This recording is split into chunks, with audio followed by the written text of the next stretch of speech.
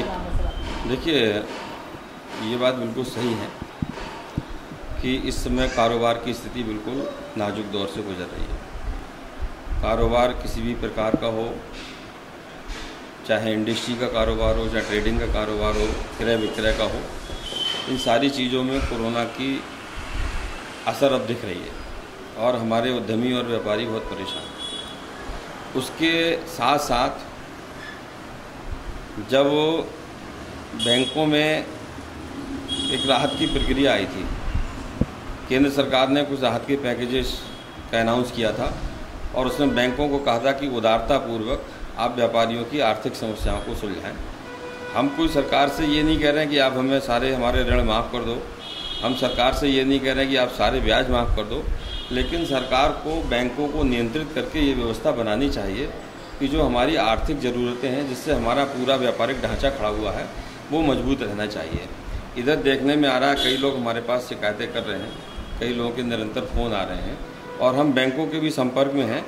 उसमें जो सबसे बड़ी प्रॉब्लम आ रही है वो ये आ रही है कि सरकार ने मार्च से अगस्त तक का 6 माह का जो इंटरेस्ट था, उसकी जो किस्तें थी वो उनको छूट दी थी कि भाई ये आप इस कोरोना काल में जमा मत कीजिए। लेकिन अब ये समझ में आ रहा है कि जो छूट मिली थी वो ब्याज की किस्तों की छूट थी और ब्याज पर फिर से बैंक ब्याज लगाने जा रही है, जो कि और दोहरी मार है। अगर ऐसा होता है, हालांकि हम लोगों का विरोध चल रहा है, अगर ऐसा होता है तो व्यापार की बिल्कुल कमर टूट जाएगी। इसके अलावा सरकार ने एक अनाउंस किया था कि कोविड-19 के तहत 20% जो भी हमारा टर्म लोन है या हमारी कैश क्रेडिट लिमिट है, उसका 20% जो है वो हमको बैंक और देगी, जिससे कि हम अपने कारोबार के जो प्रभावित चीज़ें हैं उनको सही कर सकें। लेकिन कुछ बैंकों ने दिया है, अधिकांश बैंकों ने अभी कोविड-19 के 20% लोन को नहीं दिया है। आज भी एक समाचार पत्र किसी में बयान छपा है सरकार का कि वो कह रहे हैं जब सिक्योरिटी यानी कि इसमें कोलेक्टल सिक्योरिटी गवर्नमेंट जमा करती है, सरकार कह रही है कि 100% कोलेक्टल सिक्योरिटी की हमारी जिम्मेवारी है, आप उदारतापूर्वक लोन दीजिए। उसके बाद भी बैंकों को अभी ये चीज़ उनकी प्राथमिकता में नहीं आ पाई है और परेशानी पैदा कर रहे हैं व्यापारियों के लिए, उद्यमियों के लिए। इस चीज़ से बहुत हम लोग परेशान हैं और हम फिर सरकार को एक मांग पत्र भेजने जा रहे हैं। इसमें ये कह रहे हैं कि भाई ब्याज के ऊपर ब्याज को माफ़ किया जाए, ब्याज की प्रतिशत को कुछ कम किया जाए और जो भी फंड शॉर्टेज हैं उसमें उदारतापूर्वक नियमों को थोड़ा शिथिल करके बैंक हमारे उद्यमियों को और व्यापारियों को पैसा ऋण में उधार में दे। 20 लाख करोड़ का जो पैकेज दिया उसका क्या कहना है? देखिए, जो 20 लाख करोड़ का पैकेज था वो तो पूरे कई चीज़ों को था। उसमें से 93,000 करोड़ का पैकेज SMME को दिया था, सूक्ष्म लघु मध्यम इंटरप्राइजेज के लिए, जिसके तहत हम सारे व्यापारी आते हैं। अभी उसमें सर्विस सेक्टर को भी शामिल किया गया था। तो उसमें जो 93,000 करोड़ था, उस 93,000 करोड़ में भी सरकार अगर आंकड़े उठा करके देखेगी, बैंकों से लेगी, तो बमुश्किल 20,000 करोड़ रुपया ये लोग बांट पाए हैं। बाकी बैंक कोई पता नहीं क्या कारण है, बहुत सी बैंकें तो कतई इसको रुचि नहीं रख रही हैं। जब उनके पास फंड्स हैं, सरकार ने पैसा दिया हुआ है, RBI ने पैसा दिया हुआ है, तो उनको भाई व्यापारियों को पैसा देना चाहिए, उद्यमियों को पैसा देना चाहिए।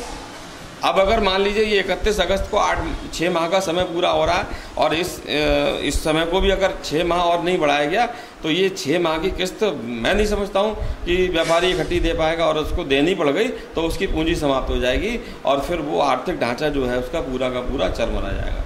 और ये खाली व्यापारी का ही नहीं चरमराएगा, इससे आप समझ लीजिए कि जो भी पूरे भारतवर्ष में 6 करोड़ व्यापारी जो फुटकर खुदरा व्यापारी है, जो आपूर्ति की व्यवस्था को सही बनाता है, यानी कि हमारे देश के नागरिकों की क्या आवश्यकताएं हैं, किसी को दूध चाहिए, किसी को ब्रेड चाहिए, किसी को मंजन चाहिए, किसी को दाल चाहिए, भिन्न भिन्न प्रकार की जो दैनिक आवश्यकता की वस्तुएं हैं, उनकी आपूर्ति की व्यवस्था को हमारा जो खुदरा व्यापारी है, जो 6 करोड़ से ज़्यादा है, वो पूरा करता है। अगर उसका आर्थिक ढांचा गड़बड़ आ गया तो इस देश का सारा ढांचा ही गड़बड़ा जाएगा।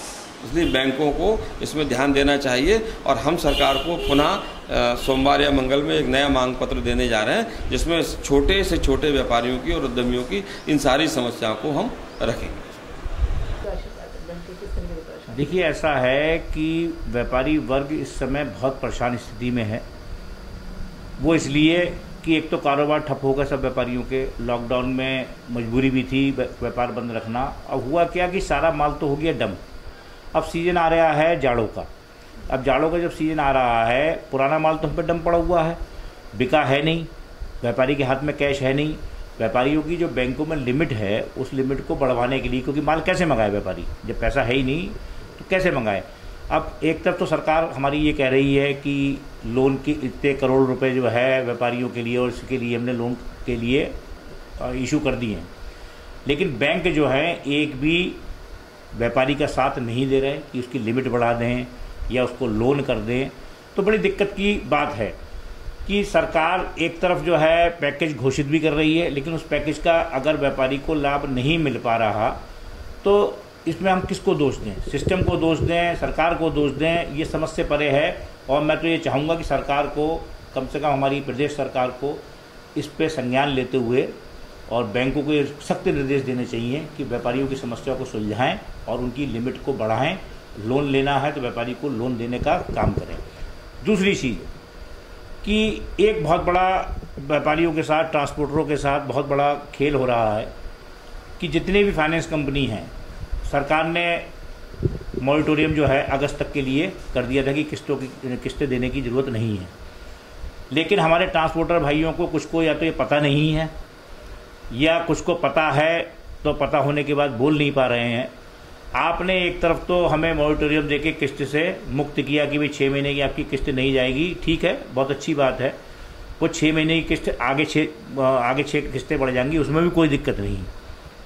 दिक्कत कहाँ आ रही है कि दिक्कत ये आ रही है कि फाइनेंस कंपनी उन पे चक्रवृद्धि ब्याज ले रही है। अगर सिंपल इंटरेस्ट भी लेती समझ में आता है कि भाई जो है अगर हमने 6 महीने पैसे नहीं दिए तो 6 महीने का सिंपल इंटरेस्ट अगर ले फाइनेंस कंपनी तो समझ में आता है, लेकिन कंपाउंड इंटरेस्ट लगा रही है। सपोज करिए कि अगर मेरी किस्त एक 29,000 रुपये की है और मैंने अगर 6 किस्तें नहीं दी हैं और 6 किस्तें में जब अपनी मेरी आगे बढ़ जाएंगी तो उस पर इंटरेस्ट मेरा 88,000 रुपये लगभग बैठ रहा है।